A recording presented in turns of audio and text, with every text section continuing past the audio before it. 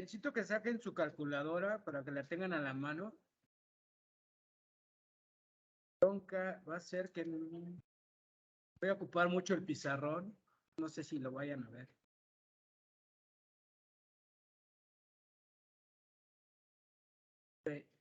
¿Ya ven la pantalla? Ya se ve. Okay. Voy a comenzar. Somos, a ver, tu nombre, por favor. Luis. ¿Qué? ¿Qué? Ah, está bien. Es la que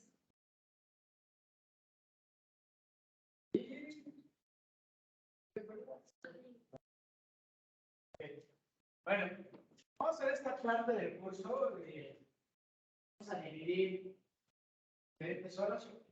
Vamos a ampliar un poco más para que vemos las horas programadas.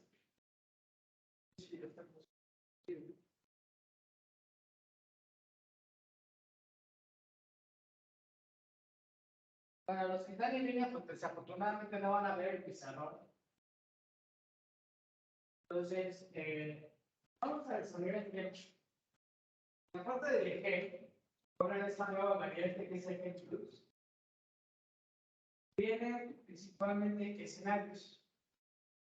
Ustedes van a ver que en la parte de medicina van a ver los casos clínicos, cerros, bancos, cerros, de en la parte de salud pública, inocuidad y epidemiología, van a venir normas aplicativas, tal cual así que no en nombre de las normas, sino cómo aplican estas normas oficiales, en cuanto a resultados de una prueba diagnóstica. Entonces vamos a empezar por la base y luego nos vamos a ir a algunos cálculos relacionados con la determinación de las tasas. Entonces,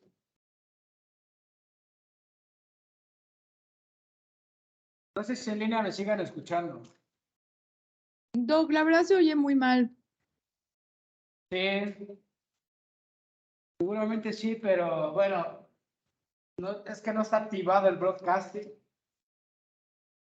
Entonces, está encendido esta porquería.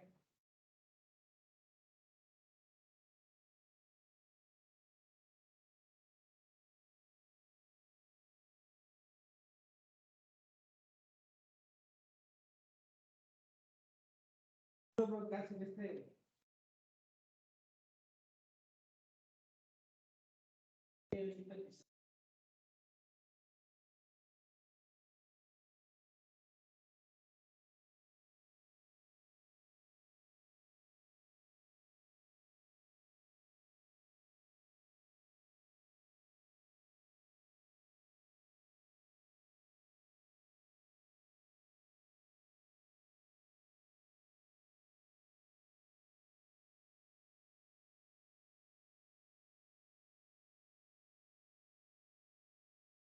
pues voy a tratar de hablar más fuerte para que lo escuchen en línea.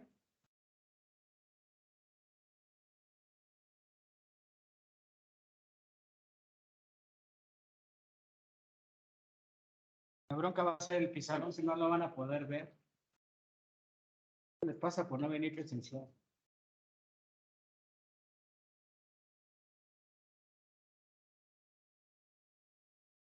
Ok.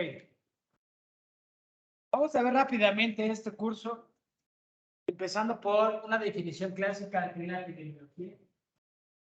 La epidemiología va a ser el estudio de las enfermedades o la ocurrencia de los casos, la distribución en un territorio o en un tiempo determinado. Por lo tanto, vamos a evaluar frecuencia, distribución,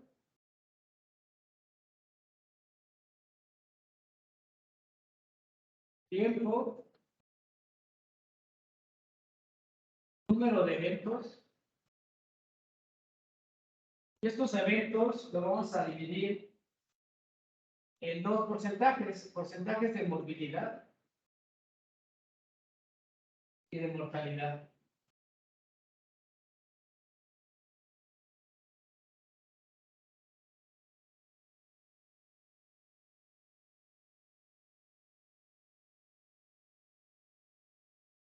Entonces, en esta distribución, nosotros vamos a ver cómo se van a estar presentando las enfermedades en el proceso de salud de enfermedad. Frecuencia de distribución. Es muy importante los determinantes que lo van a generar. Y esos determinantes les vamos a llamar factores de riesgo, que aquí vienen en el pizarrón.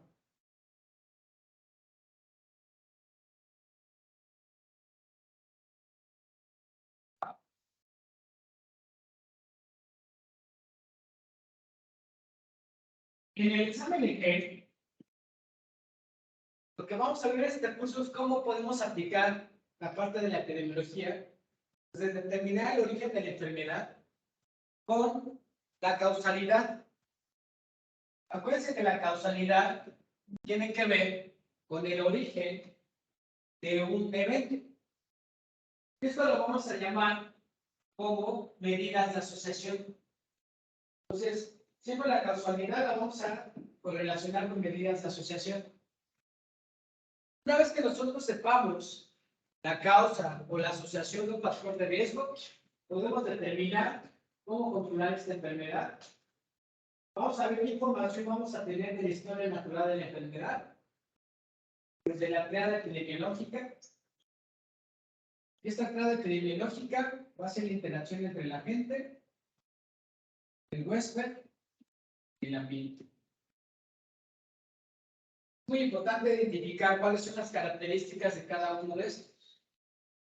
Una vez que nosotros sabemos las características de la gente, que la gente puede ser físico, químico, biológico, podemos establecer un programa para el control de enfermedades. Así es como se montan las campañas sanitarias. Primero tengo que conocer todas las características de la gente, todas las características del huésped y todo lo que está involucrado con el ambiente. Todo esto lo voy a estudiar en un periodo que se llama el periodo prepatogénico.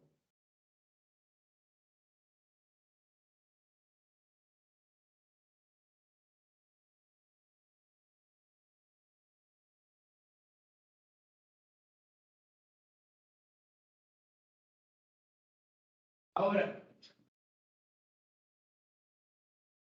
¿cómo voy a medir eso? ¿Cómo voy a medir la salud? La salud la voy a medir con indicadores. Y estos indicadores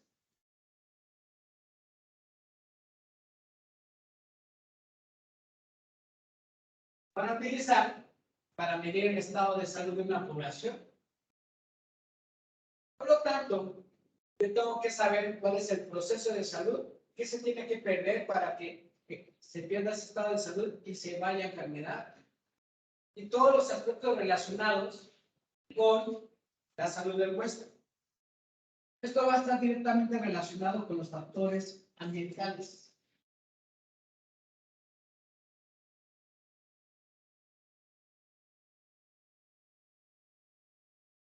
Para medir el proceso de salud de enfermedad, tenemos dos indicadores principales, que es la incidencia y la prevalencia. Entonces, ustedes recuerden que la incidencia solamente tiene que ver con casos nuevos.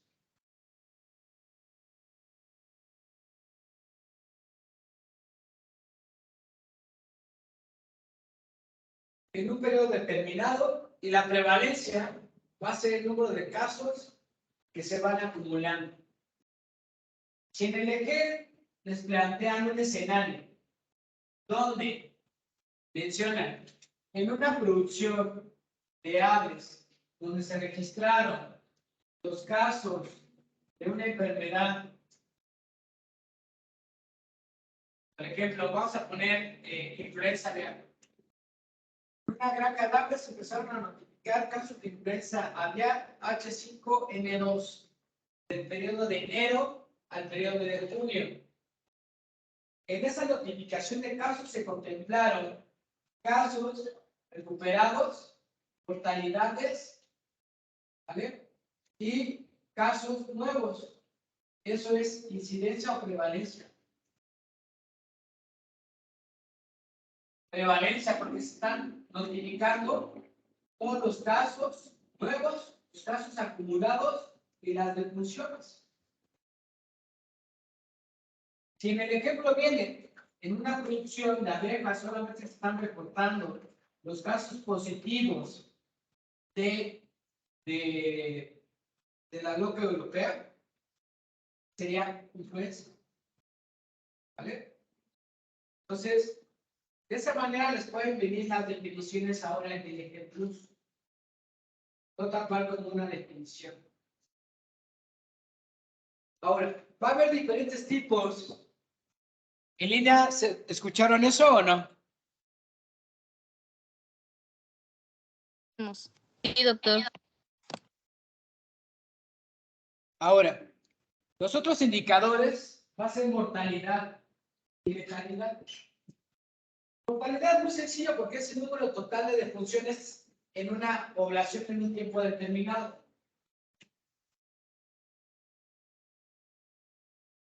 ¿Va? Y letalidad va a ser el número de fallecidos por una causa específica o por una enfermedad específica. ¿Qué quiere decir? Yo tengo una población de 300 tilapias. Vamos aquí en el pizarro. De esas 300 tilapias, ¿va? 200 tilapias se enfermaron de tularemia o de praxisela. Praxisela tularensis. ¿Por qué praxisela? Ahora, en total, de estas 300, yo tuve 140 defunciones. En total, independientemente de la praxiscelosis. Ahora, de esas 140 defunciones, 80 se debieron a los animales que se enfermaron por praxisela. Entonces, tengo una tasa de mortalidad general que fueron 140 defunciones, pero 80 fueron específicos a la letalidad que te genera praxisela. ¿Qué ha la diferencia de mortalidad y letalidad?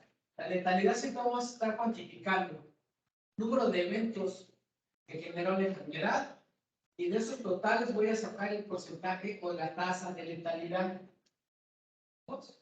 Ahora, estos indicadores los puedo expresar de diferentes maneras. Puedo expresar por una razón,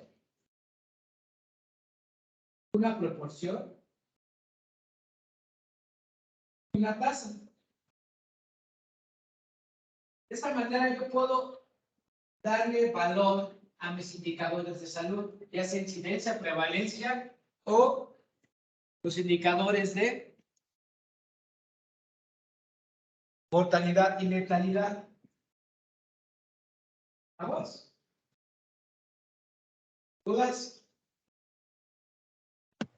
Nada. ¿Puedes repetir el ejemplo de la prevalencia y incidencia? Es que la verdad yo no te escuché muy bien.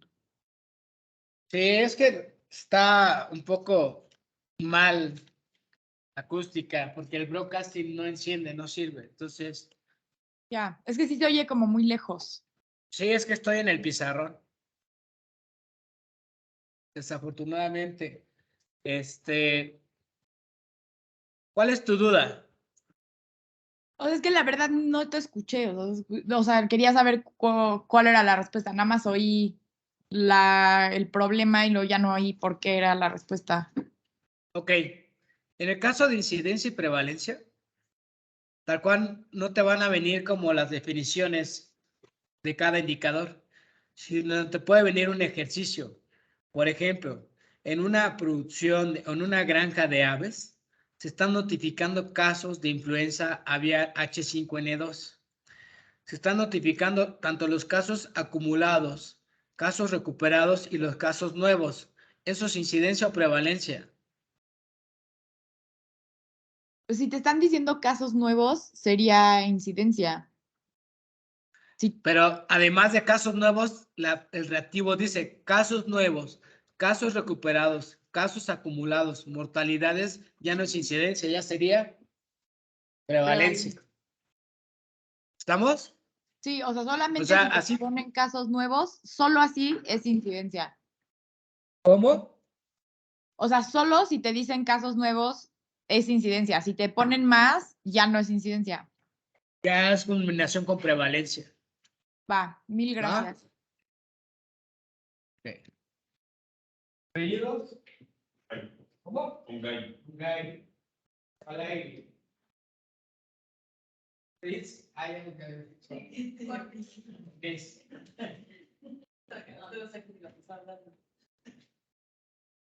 Ok. ¿Ya quedó claro Cervantes y los demás? Sí. Ahora, dentro de la parte de la teoría epidemiológica, vamos a ver rápido conceptos que son de repaso, que ya ustedes ya lo deben de saber. La base es para que lo contemple. Principalmente, enfermedad es una condición donde va a haber un trastorno, pérdida de la homeostasis, pérdida de la salud. Y de estas enfermedades puede haber enfermedades endócrinas, enfermedades de tipo nervioso, enfermedades infecciosas. En la parte de notificación de salud pública y de epidemiología se va a referir solamente, principalmente a un agente biológico. ¿Vale? Ahora, dentro de esto puede venir escenarios entre diferencia entre infección y infestación. Infección siempre va a ser cuando un microorganismo invade una célula. Es capaz de replicarse, sobrevivir en él y ser eliminado o extirpado. Infestación puede estar dentro de un organismo, pero siempre va a estar en cavidades o por encima de un epitelio tejido, como en el caso de los parásitos. Ya sea endoparásitos o ectoparásitos, siempre se le va a hablar de infestación. ¿Va? ¿Cuál es la única excepción de los parásitos donde sí hay una infección como tal? Con los protozoarios. Entonces, si les preguntan, si un Trypanosoma cruzi genera la enfermedad de Chagas, ¿es infección o infestación? Infección porque el Trypanosoma cruzi es un protozoario, es un parásito intracelular ubicado. ¿Vale? En cambio, si nosotros hablamos sobre el difilirio canino, es una infección o infestación. Cortés. Cortés, perdón. Cortés, perdón. Infestación. ¿Vamos? Entonces, es así como pueden venir diferentes escenarios. Ya cambió totalmente, es aplicativo el ejemplo. O sea, vienen casos clínicos y vienen aplicaciones de las normas o de los conceptos. Ahora, rápidamente, para ya entrar a la teoría epidemiológica y al proceso de la historia natural de la enfermedad, es importante conocer qué es la patogenia. La patogenia es muy sencilla. Es desde que entra un organismo hasta que es eliminado o excretado. ¿De qué va a depender si es eliminado o excretado? Del sistema inmunitario. Si es eliminado, el sistema inmune fue capaz de contener la infección o su propagación. Si es excretado, simplemente va a ser liberado para que sea transmitido a otro huésped. Eso es la diferencia entre eliminación o excreción de un patógeno. ¿Quedó claro? Por lo tanto, nosotros vamos a ver diferentes vías de transmisión, que puede ser de vía horizontal y una vía vertical. Otro escenario que les puede venir, la infección de Toxocara canis, los cachorros nacieron infestados con ese parásito, es transmisión horizontal o vertical. Vertical, ¿por qué? De la madre a la cría, y en este caso es transplacentaria. Si el becerro adquirió una enfermedad como brucelosis cuando mama calostro o la ingesta de calostro, ¿es horizontal o vertical? Horizontal, ¿va? Y de horizontal hay dos vías, contacto directo indirecta. Sería por vía directa, si no, la ingesta del calostro. ¿Vamos?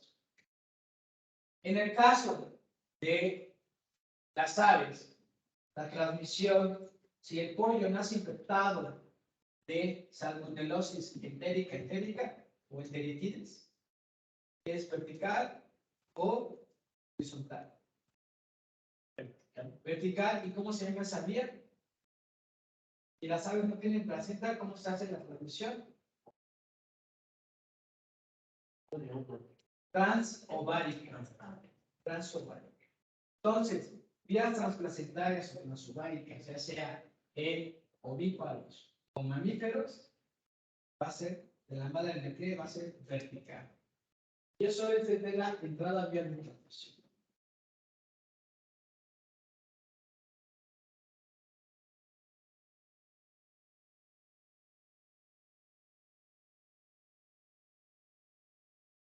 Otro escenario. Hay 3 tipos de virus. Son del mismo. ¿Va? Lo vamos a poner por ejemplo del SARS-CoV-2. Hay diferentes variantes. La alfa, la beta, la delta, la omicron, todo eso. Todas son capaces de generar enfermedad, ¿sí o no? ¿Vale? Pero hay unas variantes más virulentas que otras. Entonces, eso es patogenicidad. Patogenicidad es la capacidad de cualquier microorganismo de generar daño o enfermedad. Ahora, dependiendo del grado de patogenicidad o dependiendo de la virulencia, una te va a generar que sea más severa la enfermedad. Delta te manda alfa, es de las más virulentas, por ejemplo. Y omicron es menos virulenta, ¿sí o no? Pero era más contagiosa. Pero ambas tienen esa patogenicidad capaz de enfermar a un individuo. Pero la virulencia te la determina el grado de patogenicidad. De igual manera, si alguno de ustedes se enferma por salmonelosis, hay serovariedades que te mandan al hospital y otras simplemente te causan una diarrea y estás en tu casa con medicamento, terapia de líquidos, una dieta blanda y va. Ambas son patógenas. Pero si te das salmonela típica, te vas al hospital. Eso depende de la virulencia. Entonces, si le ponen un escenario sobre una que provoca una mayor mortalidad que la otra o tiene un porcentaje mayor de letalidad, se refiere a patogenicidad o virulencia. Virulencia. Entonces, siempre que hablen de da una mayor letalidad, ya sabemos que la letalidad es específico de una enfermedad. ¿Vamos? Se va a referir a la depresión. Y vámonos directamente a esto. Acuérdense, yo les decía, una epidemia no es exclusivo de muchos casos. ¿Qué característica debe tener un caso para que sea una epidemia?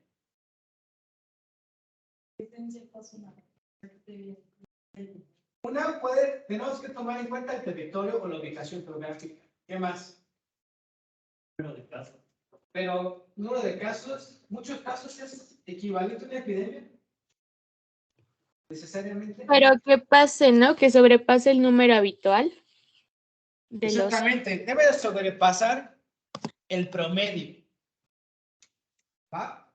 Entonces, vamos a hacer esta gráfica. Una disculpa para los que no pueden ver el pizarrón, pero no puedo hacer el milagro. No sirve el broadcasting.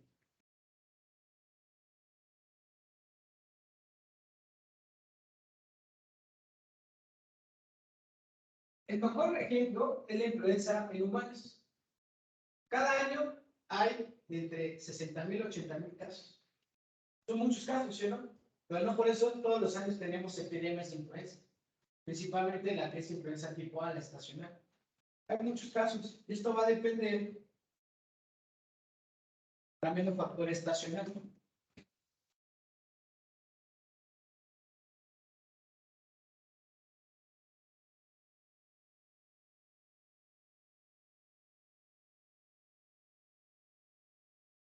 ¿Dónde está la epidemia aquí? Aquí, por ejemplo, son 10 a la 3 casos, 10 a la 4, 10 a la 5, 10 a la 6.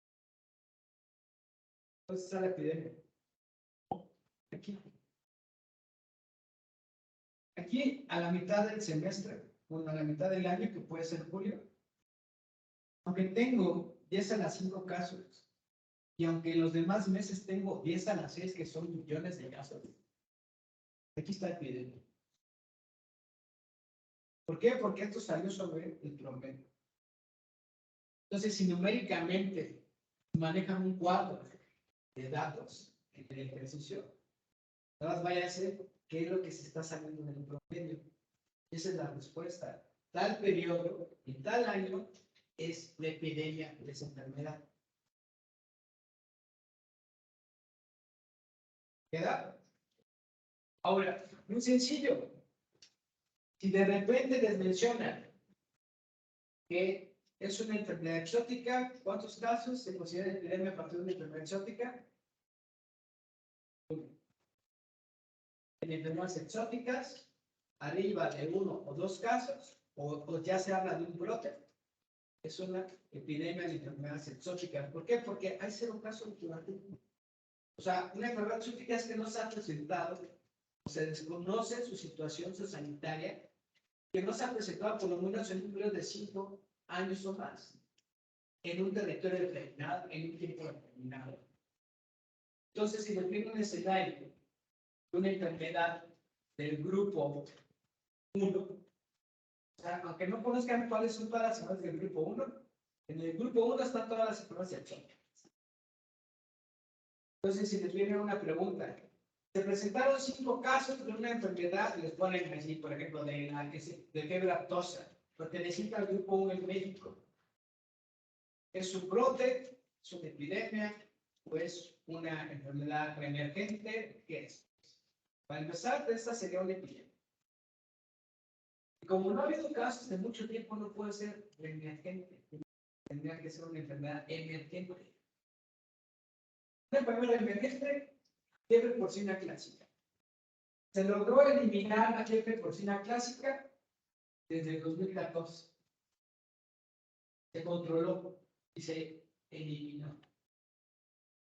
Y luego, ya en el 2017 les ponen, se eliminó la enfermedad en 2014 y de repente empieza a haber casos en 2016, 2017, eso sería emergente. ¿Quedó? Pero se vuelve epidemia. ¿Por qué? Porque se habían anulado esos casos. ¿Vamos? Ahora, dentro de un criterio de eliminación de enfermedades tenemos 2 términos: eliminación y erradicación.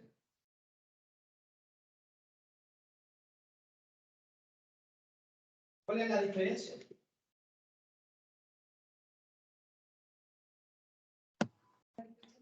Que en uno se elimina la gente y el reservorio y en el otro puede estar presente. A ver, repítelo. Erradicación es cuando no tienes ningún caso y eliminas el agente y el reservorio. Y eliminación, no hay casos, pero puede que tengas presente aún el agente o el reservorio. Ok. ¿Tú, Tamara?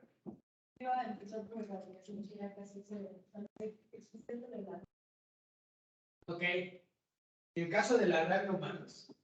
En ambos casos, como mencionan en línea, no hay casos, son 0 casos. En ambos. Pero cuando yo digo erradicar una enfermedad, quiere decir que elimine, erradique todo. Desde reservorios de fauna silvestre, reservorios abióticos, incluso semillas vacunales. Tiene que eliminar todo. Por eso solamente hay 2 enfermedades erradicadas totalmente. Una de ellas es la viruela humanos y la otra es la peste bovina. Todas las demás han sido eliminadas. En México se eliminó, en teoría, que recientemente hubo casos de la rabia en humanos, transmitida por quién? Perro y gato. Pero sigue habiendo casos de rabia en animales silvestres y en bovinos, en rumiantes, por enfermedad de riesgo, ¿no? Entonces no podemos decir que la rabia ha sido erradicada porque sigue habiendo los reservorios. Pero sí fue eliminada en el caso de que reporta la Secretaría de Salud y la Organización Mundial de la Salud. Entonces, eso es la diferencia entre eliminación. En el caso del brote, ¿la epidemia puede empezar por un brote? Sí. Un brote no es sinónimo tampoco de epidemias. La característica del brote es que tiene que haber 2 o más casos, sí o sí, 2 o más casos, y que haya una relación entre sí. ¿Cómo puedes identificar si es un brote o no? Si en el caso clínico o en el activo viene, es una producción de tal donde presentan tantos animales enfermos y que en la descripción de la historia clínica empiezan a describir signos que están relacionados, los manejas como brote.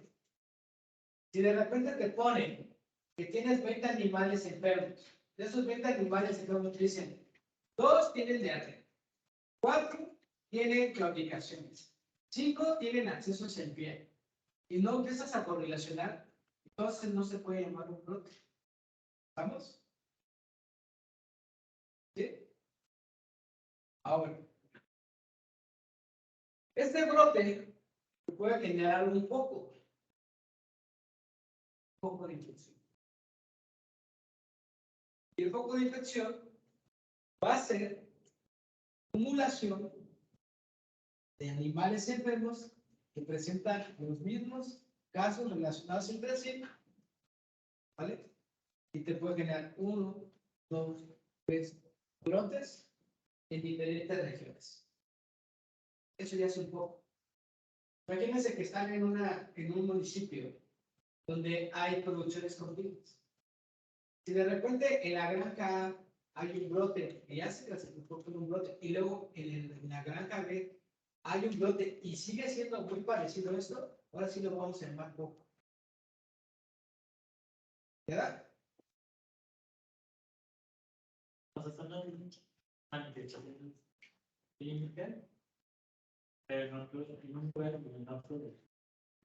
Se correlacionan por los signos. O sea, tú puedes tener diferentes brotes en una región, pero para que eso un poco debe estar correlacionado. Los signos, y si no son signos, indicadores. Número de casos nuevos, ¿cómo se van presentando? Número de muertos. O sea, también los indicadores se pueden correlacionar para que sea un brote. En la granja ahí tengo de 20 enfermos, tengo un porcentaje del 80% de mortalidad, y en la granja C tengo 78%, ya es el foco, o sea, se correlaciona, ¿sí? Por esos indicadores.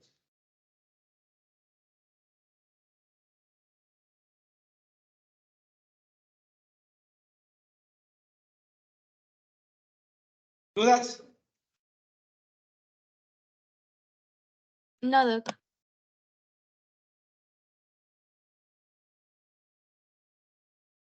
Tenemos toda la semana hoy, ¿verdad? Está menos el jueves, creo.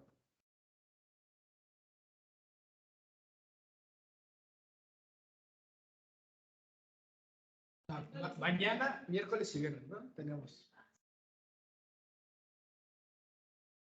Bueno, porque hoy voy a terminar a las 12:30. Todos sí vamos a terminar, no se preocupen. No queda clase a la 1 en segundo.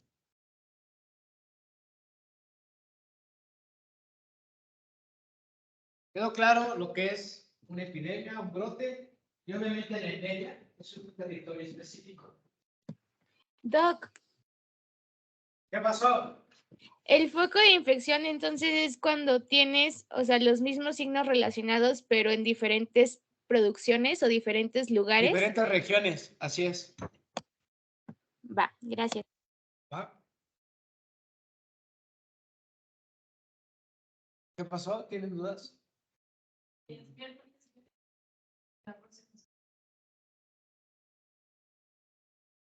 sea, mañana no hay entonces. O sea, miércoles y viernes. Ah, ok.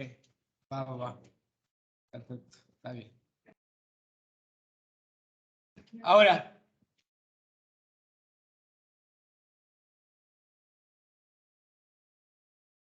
dentro de las estrategias de una normatividad, sanidad animal y que es salud pública, primero que tenemos que diferenciar entre un brote y una epidemia. En el caso de exóticas, un brote ya es una epidemia. Pero un brote puede ser muchos casos, como en este caso, puede haber brotes de influenza. Pero estos son brotes, menos esta región. ¿No? Entonces, si les preguntan igual por números de casos, o les preguntan una gráfica, todo esto de aquí son brotes. Lo único que es una epidemia. Ahora, nosotros tenemos que llevar a cabo una notificación rutinaria al sistema de vigilancia epidemiológica, que es el CIBE. ¿Va? En el caso de sanidad animal es CIBE y en el caso de humanos es SINAVI, Sistema Nacional de Vigilancia Epidemiológica, y en los animales es CIBE, Sistema de Inteligencia de Vigilancia Epidemiológica.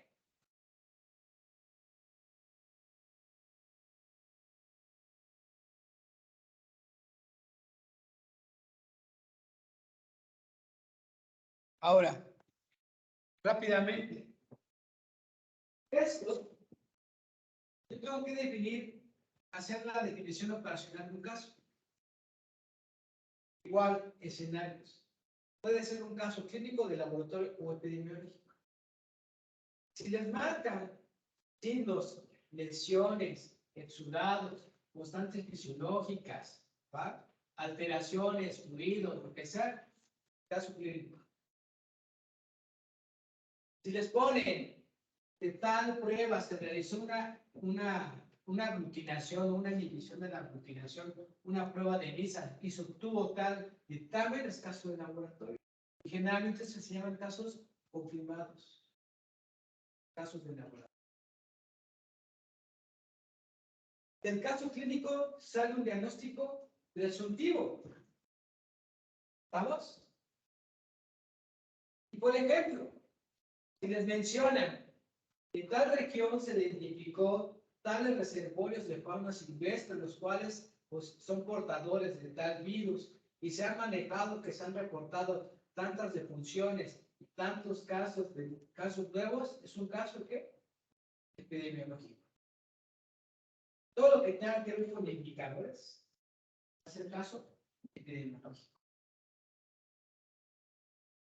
Si les mencionan la exportación o la importación de embriones o de semen provocó un brote en tal lugar, es un caso que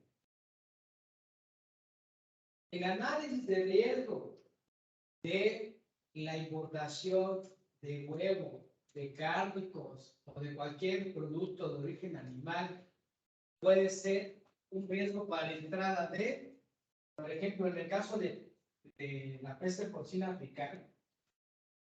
Ahorita hay una epidemia, actualmente no ha llegado en México afortunadamente, pero todo lo que tendría que ver con la descripción de ese caso sería un caso epidemiológico. ¿Vamos?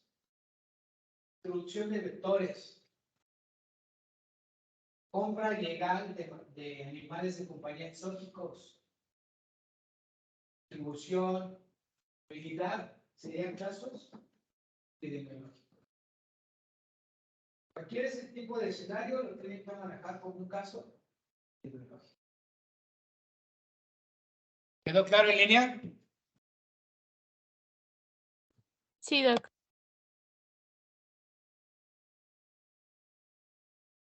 Ahora, tenemos el caso clínico, caso confirmado por laboratorios que les habíamos mencionado. Aquí para que vean, este caso confirmado. Hay veces que un caso se puede confirmar si este cumple con todos los criterios asociados con un clínico o un sanitarista. Pero siempre un caso definitivo va a ser un caso confirmado por una prueba de datos.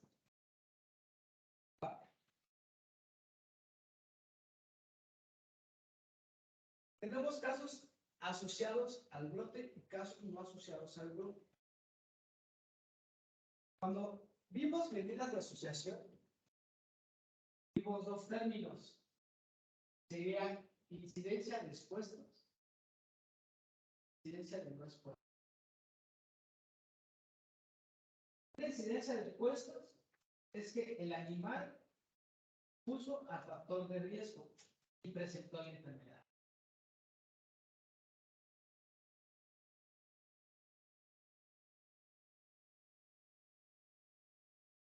La incidencia de no expuestos es que no tuvo relación con el factor de riesgo y aún así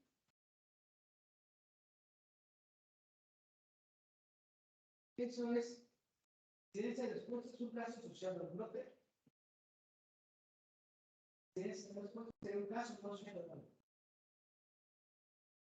Salud, salud. En el caso no asociado al brote quiere decir que salió positivo a la prueba diagnóstica. Pero no puede ser asintomático. Puede ser un reservorio. Cada uno positivo. En el caso no asociado al brote. En el caso asociado al brote, es las signos, lesiones, disminuye parámetros productivos, o sea, productivos o reproductivos. Que también tenemos que tomar en cuenta parámetros cuando queremos hacer una asociación. ¿No? Si vemos que hay una enfermedad asociada al aborto, ¿qué va a haber? Asociación de parámetros reproductivos. ¿La relación? Eso puede estar asociado. Y además tiene que salir una prueba positiva al laboratorio.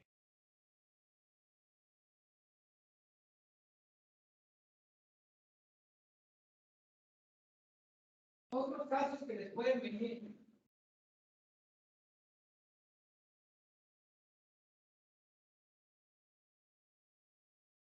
¿Cómo identificar factores de riesgo?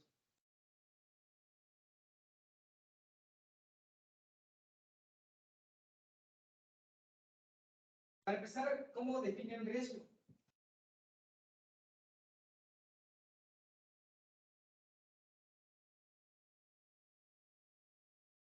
Puede ser peligro, o más probabilidad. O sea, es eso. Riesgo es probabilidad que suceda un evento.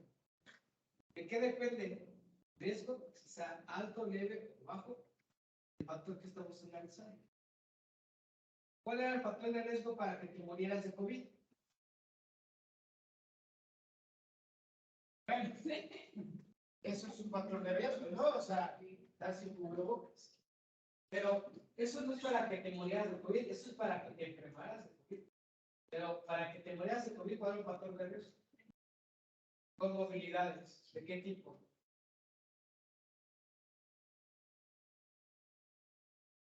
¿De qué comodidad tenemos más en México? Obesidad, diabetes. Eso quiere decir que el factor de riesgo era alto, ¿sí o no? Comparación de enfermedad metabólica. A lo mejor te daba más severo, pero el riesgo era más bajo. La idea de que te murieras, que te vas a hospital.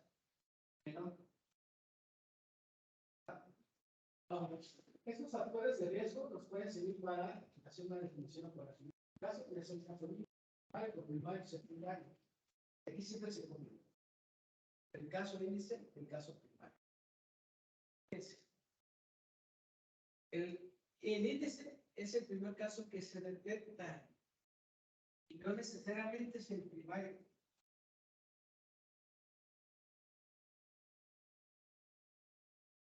Ahorita hay 2, 4, 6, 8. De repente, uno de ustedes empieza a tener secreciones. Hacemos la prueba, sale positivo. Ella fue la primera. Pero no sabemos quién la cometió. O sea, Solegui sería el caso índice. O Valle tal vez el caso primario. No nos dimos cuenta. Pero él empezó. Le cobran la receta. queda claro la diferencia entre caso índice y primario. O sea, muchas veces el primario lo detectas, puedes detectarlo, puede ser ambos, pero el índice siempre es el que el primero se detecta. El que dices, ¿sabes qué? Esto tiene problemas neurológicos, tiene ataxia, está todo caquético, todo eso, pero no sabes si fue el que empezó o la diseminación. Para esto es el caso.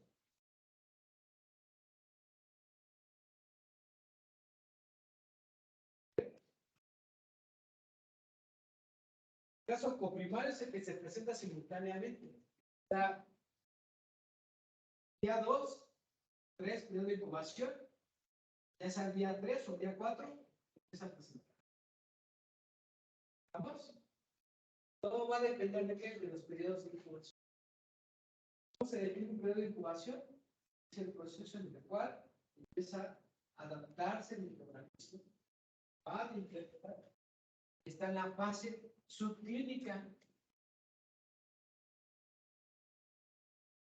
En esa fase subclínica hay cambios tisulares, moleculares,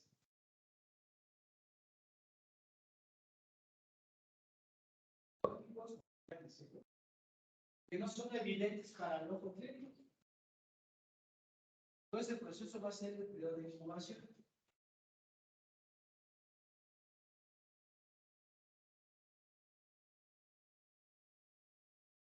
¿Cómo se les puede preguntar? El paciente se detectaron cambios histológicos sin presentar alguna lesión o síntoma. Eso habla del periodo de incubación. Cambios moleculares, histológicos. Dependiendo del periodo de incubación o de la enfermedad, los periodos de incubación, la duración de esto. Cuando empieza a haber manifestaciones clínicas, ahora sí ya hablamos de una fase. Los casos secundarios, pues, es una original contacto con el virus.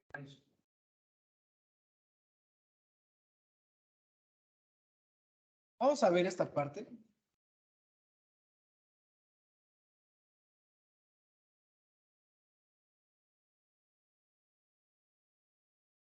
La clave epidemiológica es la interacción entre el agente, el huésped y el ambiente. Vamos a quitar el medio ambiente, o sea, ambiente, no medio ambiente, porque tiene que ver con muchas cuestiones del ambiente, ¿sí o no?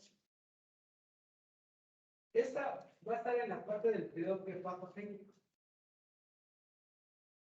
Y cada una de las etapas va a tener los niveles de prevención primaria, secundaria y terciaria. Entonces, en este periodo prepatogénico antecede la enfermedad, quiere decir, va a estar todavía clínicamente sano. ¿Y qué va a depender si hay enfermedad? Factores asociados al huésped o características del huésped. ¿Qué depende si hay enfermedad? Características de la gente. ¿Qué características de la gente son importantes? ¿De qué hablamos ahorita?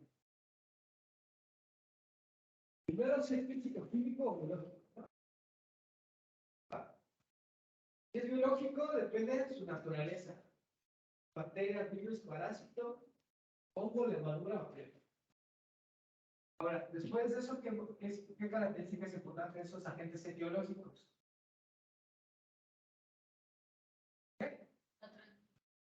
Mecanismos de transmisión, y eso va a depender de qué. Volvemos a la patogenicidad virulenta. Si es capaz de generar toxinas, si es capaz de modular la respuesta inmune. Entonces, dependiendo de sus características fisicoquímicas, en el caso de bacterias, si es capilar, secreta toxinas, secreta cápsula, las enzimas que secreta para destruir matriz extracelular, todo eso, aunque no se sepan de memoria, es una colagenasa, hialuronidasa, es un factor asociado al agente y pertenece al periodo pre.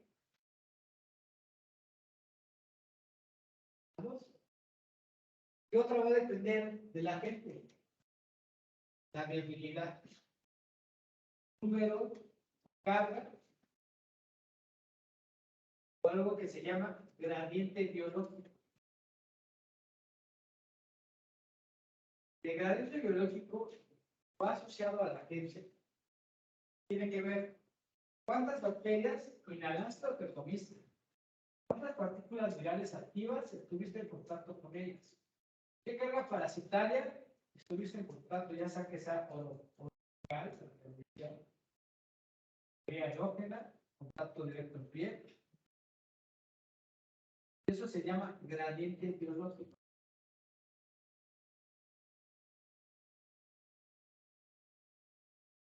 ¿Qué hablan? En el caso de plantas, si mencionan las toxinas enzimatizantes letales que generan hemorragias, eso está asociado a violencia. Presencia de plásmidos, secreción de toxinas, secreción de enzimas, está asociado al agente biológico. Si mencionan toxicidad, asociado a rápido, ustedes díganme factores asociados al Western, son súper sencillos.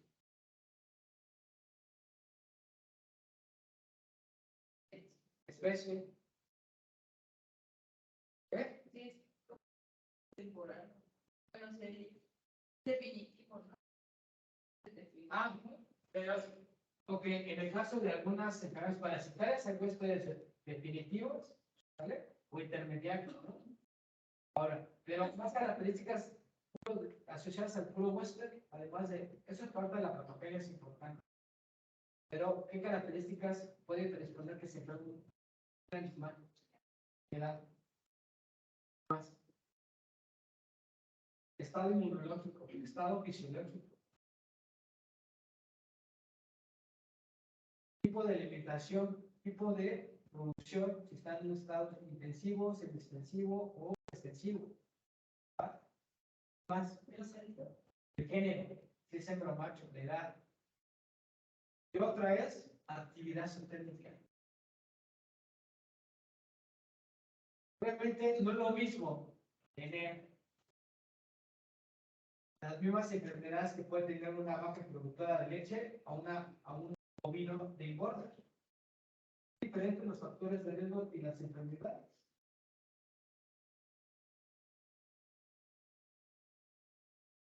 Y del ambiente, saben con la pinta que solamente son opciones climáticas, geográficas. También tiene que ver con factores sociales, culturales, políticos, culturales, hasta religiosos, espirituales, todo. ¿Esto qué quiere decir? ¿Qué factor político puede predisponer a que haya una epidemia? Que no se la que no se aplique la norma. Que no se vacune. Otro factor político.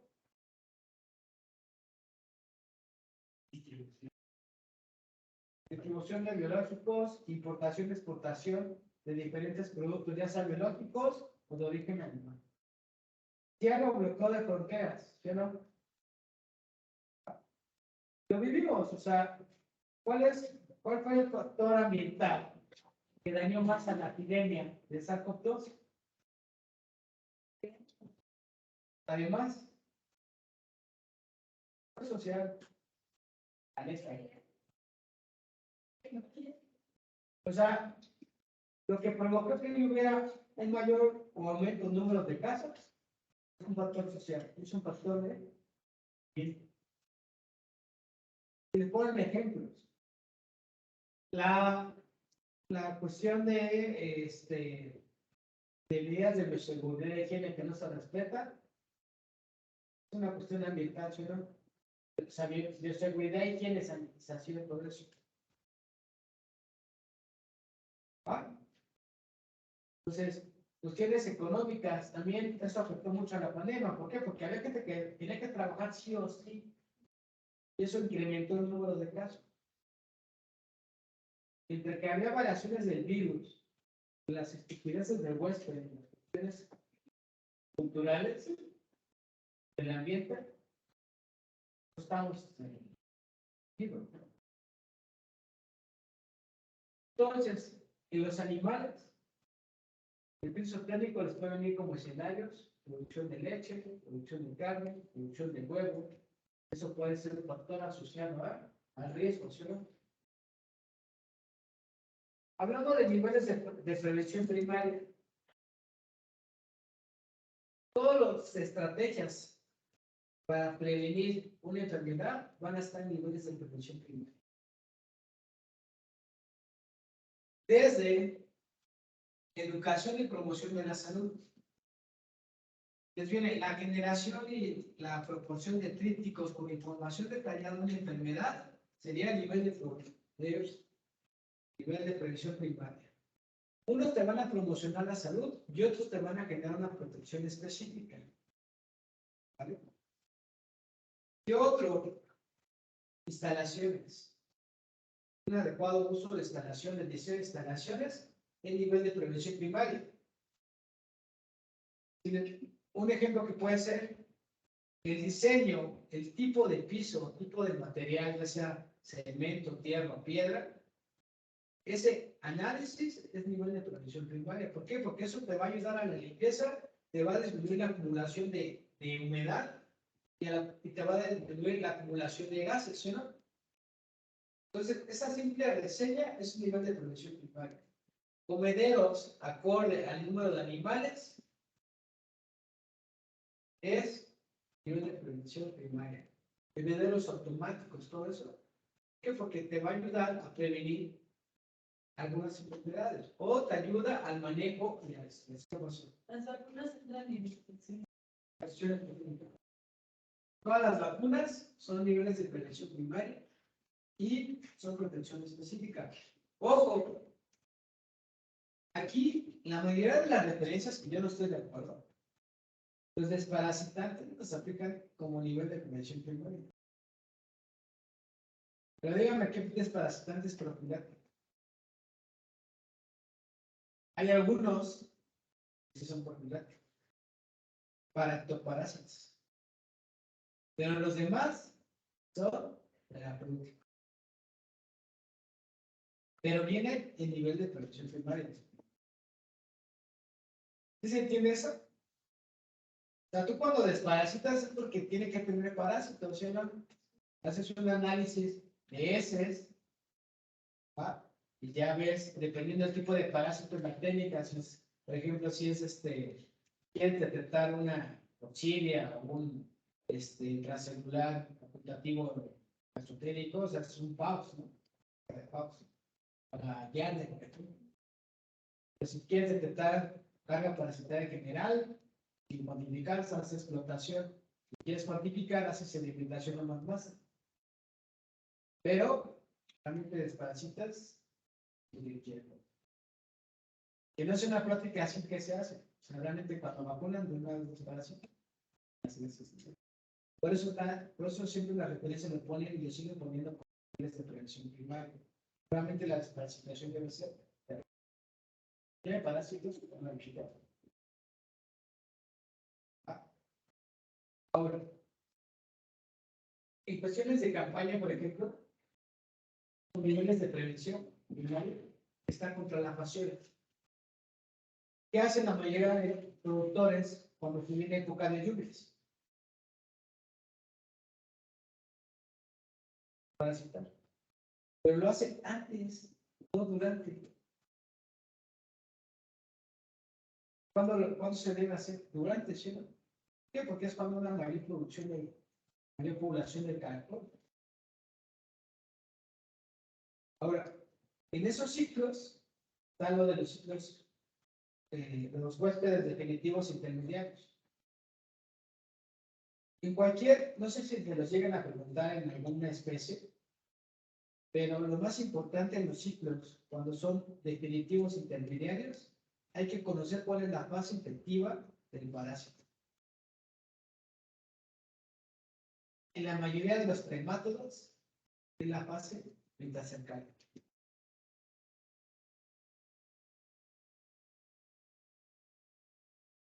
Eso quiere decir que si el bovino se come el caracol, no se va a infestar. Porque en el caracol todavía está en la fase cercaria, ¿sí o no? Esa fasciola.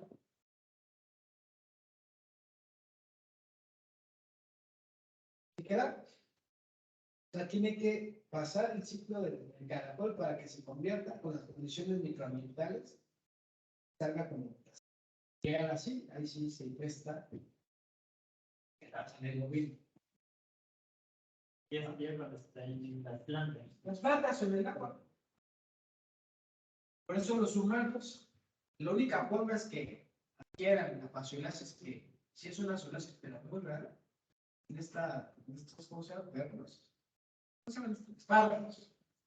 No, como un espárrago hermano. O sea, que no están bien sanitizados.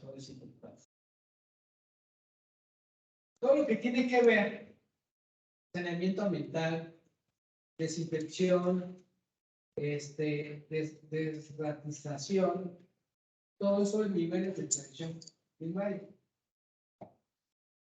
Ojo, si la desinfección es después de un brote, de una epidemia, pasa nivel de prevención secundaria. ¿Por qué? Porque en los niveles de prevención secundaria queremos limitar el daño. Aquí queremos prevenirlo. Cuando aplicamos esto, queremos limitarlo, atenuarlo. Ahora, tenemos dos términos: aislamiento, cuarentena. ¿Cuál de estos se va a nivel de prevención primaria y cuál de estos se va a nivel de prevención secundaria? Exactamente. ¿Por qué? En ese tiempo, la enfermedad pues no está, ¿no? Sí, no está con- Ajá, exactamente. Y el aislamiento, Si ya presenta una enfermedad, pues evitamos que se- lo quitamos, no evitamos que se entre, lo aislamos. Entonces, cuarentena va a ser nivel de prevención primaria, aislamiento va a ser nivel de prevención secundaria. ¿Muy claro?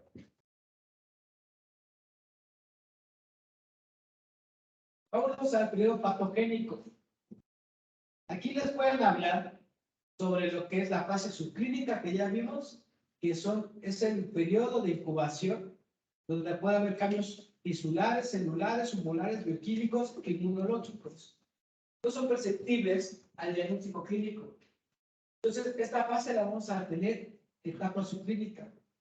Y aquí va a haber una línea imaginaria que es el horizonte clínico, que es la separación de la fase subclínica y la clínica. Quiere decir que si un periodo de incubación dura de 2 a 5 días, entre el día 5 y el día 6, ese es el horizonte clínico. Es cuando ya estos cambios químicos celulares ya provocan daños que puedan ser perceptibles por el diagnóstico clínico. Por lo tanto, en la fase clínica van a haber signos, lesiones, en el caso de humanos, síntomas. Y para esto vamos a tener en nuestra cadena epidemiológica, porque esta es creada, pero cuando hablamos de una cadena epidemiológica, vamos a tener los reservorios. O sea, está aquí el huésped, la gente, vía de transmisión, que sería la vía de salida, reservorio, ¿vale? Está el otro huésped, donde va a tener las vías de entrada. Se repite el ciclo, ¿cierto? Ese ya es el componente total de una cadena epidemiológica, incluye reservorios y explica los mecanismos de transmisión. Diferencia entre una cadena epidemiológica y la creada. En la cadena explica los mecanismos de transmisión y los reservorios que pueden estar implicados.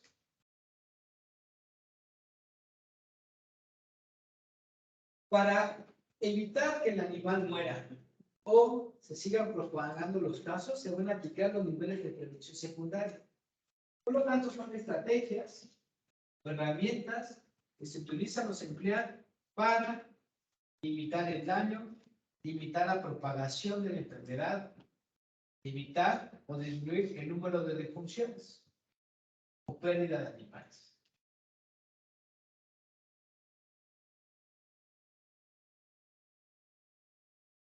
Para esto se va a dividir en dos. diagnóstico y tratamiento, y medidas como la desinfección después de un brote y el aislamiento. Diagnóstico, vamos a tener un término que se llama prueba tamiz. La prueba tamiz es una prueba que te puede identificar los positivos o los sospechosos. Por lo tanto, no se considera una prueba confirmatoria. Y vamos a ver varios ejemplos más adelante de diferentes campañas sanitarias donde identificar cuál es la prueba tamiz, cuál es la prueba confirmatoria. ¿Vamos? Pero esa prueba tamiz se identifica desde positivos o sospechosos. Generalmente estas pruebas tamiz detectan inmunoglobulinas. O hay otras que pueden detectar el antígeno.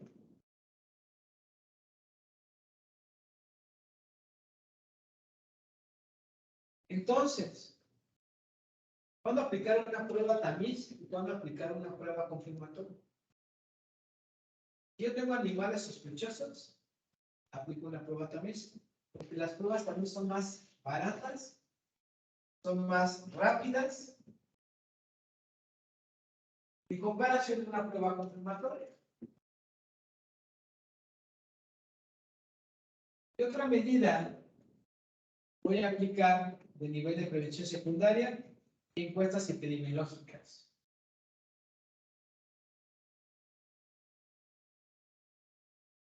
Voy y analizo los datos de un municipio, tal a tal fecha, y empiezo a hacer encuestas.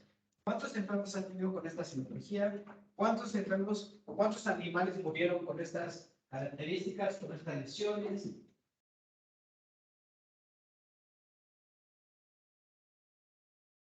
Y esto se trata de hacer un diagnóstico oportuno y precoz, o sea, que sea lo más rápido. ¿Para qué? Para establecer un tratamiento adecuado. Limitar la incapacidad y prevenir la muerte. Todo esto son características de prevención.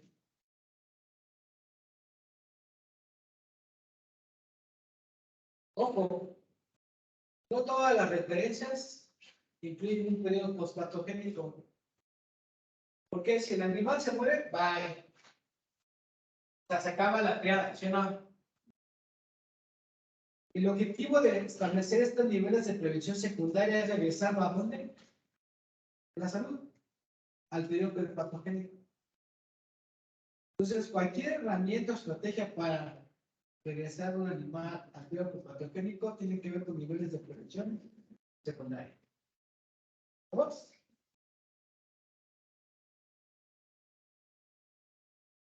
Si te llegan a preguntar periodo postpatogénico, es que hay secuelas. ¿Qué ejemplos? Pérdida de la función o alteración de la función de algún órgano, un miembro, lo que sea. Un caballo con la meningitis.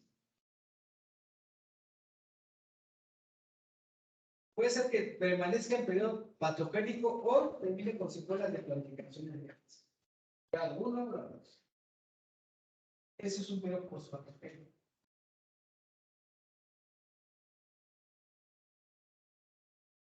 Periodo postpatogénico, una mastitis.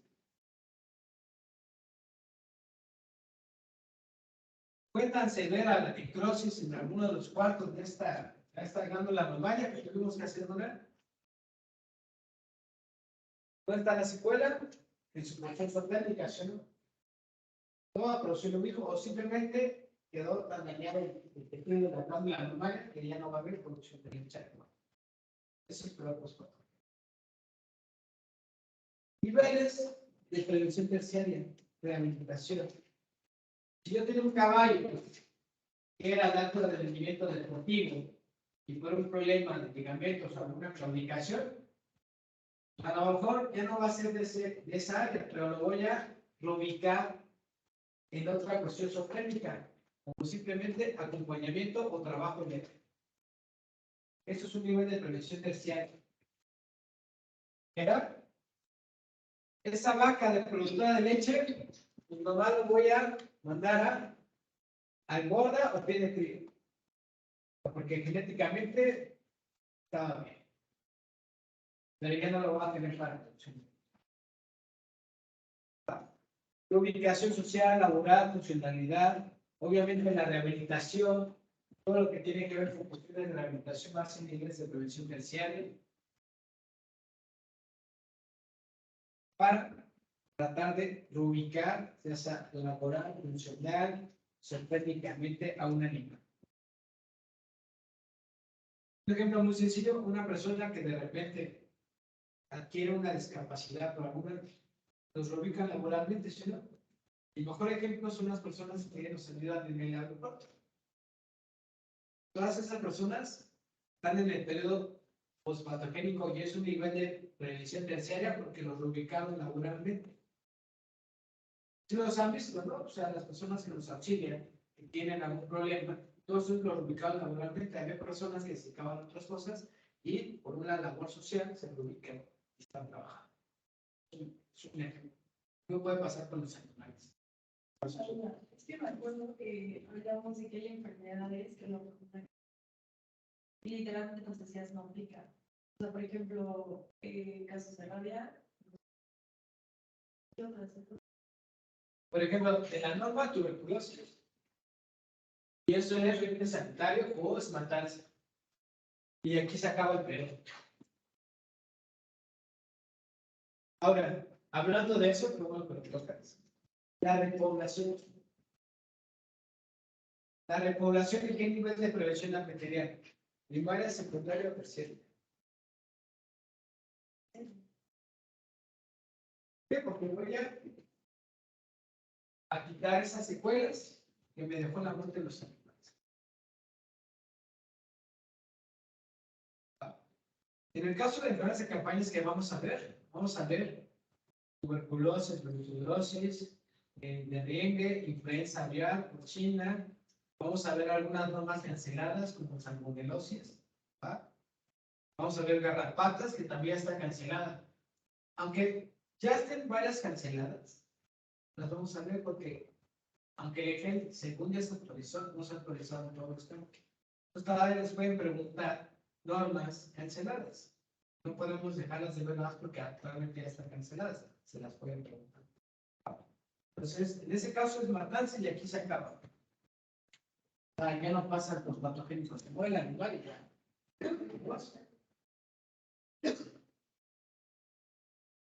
¿Dudas en línea? Si es que me están escuchando. No, Doc, sí se escucha.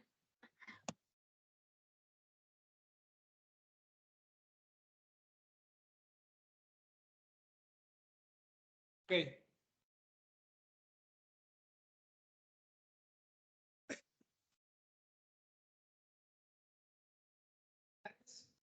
Qué buen escenario. Tiene que ver con salud animal y salud pública. Entonces, la falta de infraestructura, instalaciones, edificios de cualquier tipo es un factor ambiental. Y así lo tiene que poner. Factores asociados a, le puedo poner agente, huésped o ambiente, cualquier cuestión de programas de servicios, campañas, servicios, tanto animal, salud pública, algún desastre natural por el cual hay incremento de algunas enfermedades gastroentéricas, es la inflación. Ahorita hay una inflación a nivel mundial. Construcción de edificios, adquisición de nuevos servicios, bla, bla, bla, y la urbanización es un factor ambiental. Industria, grado de tecnificación, de instalaciones, tipo de alimentación. Cualquier ejemplo que les pongan, lo tienen que asociar con factores. O sea, cualquiera que se les ocurra. Cambio la normatividad, cancelación de una norma, modificación de una norma oficial, cuestiones de biomas o de ecosistemas, interacciones bióticas, tiene que ver con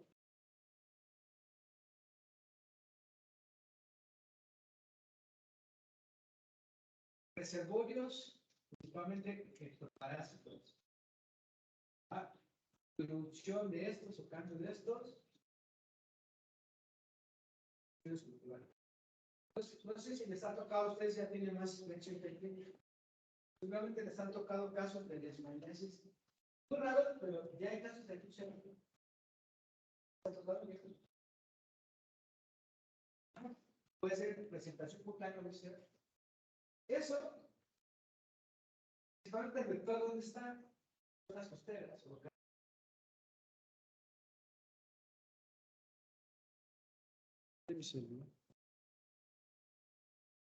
O casos de Chagas. ¿Listo? O a lo mejor no se diagnostican. Todo eso tiene que ver con factores sanitarios, ¿no? Pero vamos a ver un término que son los reservorios. Y los reservorios los vamos a dividir en dos.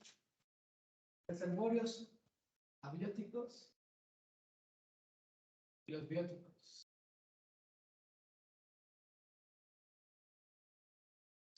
Un reservorio puede ser un humano, un animal,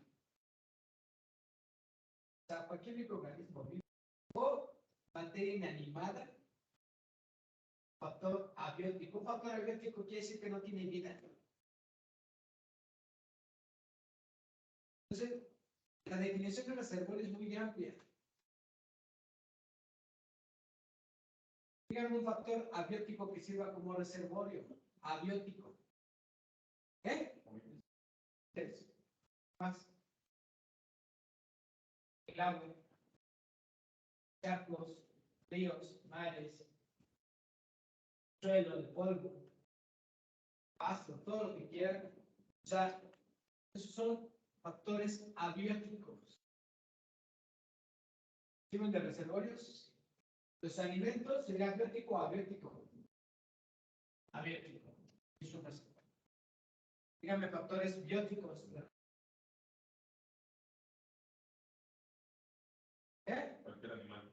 ¿Qué animal? Vertebrado, vertebrado, humano, planta.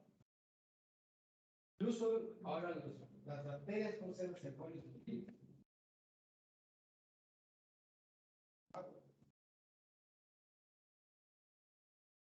Entonces, esos son los reservorios.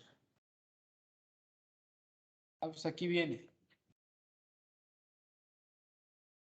O sea, puede ser cualquier materia, ya sea viva o no viva. Los bióticos, y algo para que sean reservorios tienen que mantenerlo realmente viables. Y de aquí viene un término que se llama viabilidad. La viabilidad va a tener que ver con el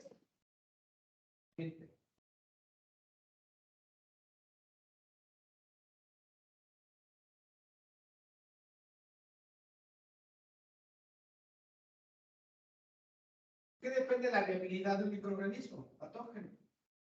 Características físicas. Ustedes saben que hay virus que pueden permanecer viables, activos en el ambiente. Pues que los virus no pueden sobrevivir, ¿no? Porque los virus no son agentes. Son activos o inactivos. Entonces, la viabilidad es otro término que es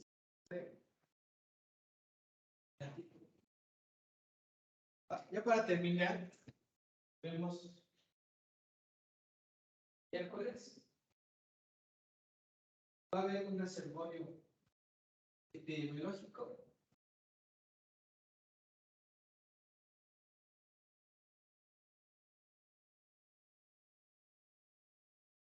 Y un reservorio ecológico.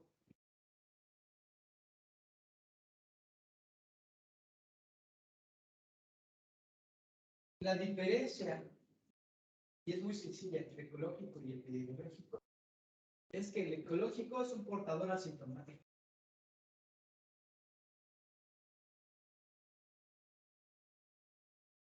O sea, es capaz de replicar y transmitir el agente y no presenta manifestaciones clínicas.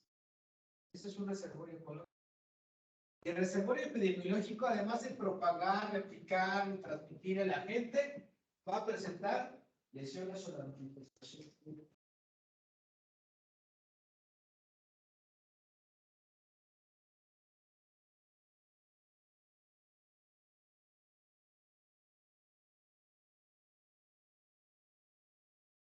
Rodríguez, ¿por qué estás llevando esto si no has llevado ni la materia?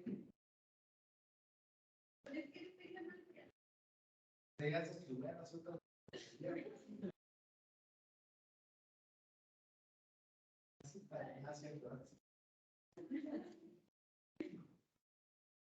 Ya se está leyendo un libro. Ya saqué mi libro. ¿Listo? ¿Dudas? ¿No? ¿Dudas en línea? Sí. Bueno, Espinosa, que es la única que contesta. No, Los no, demás es que les vale. no se oye nada. Yo ya me desesperé porque no oigo nada. Ven a la clase mejor. Bueno, en línea nos vemos el miércoles. Cuídense mucho.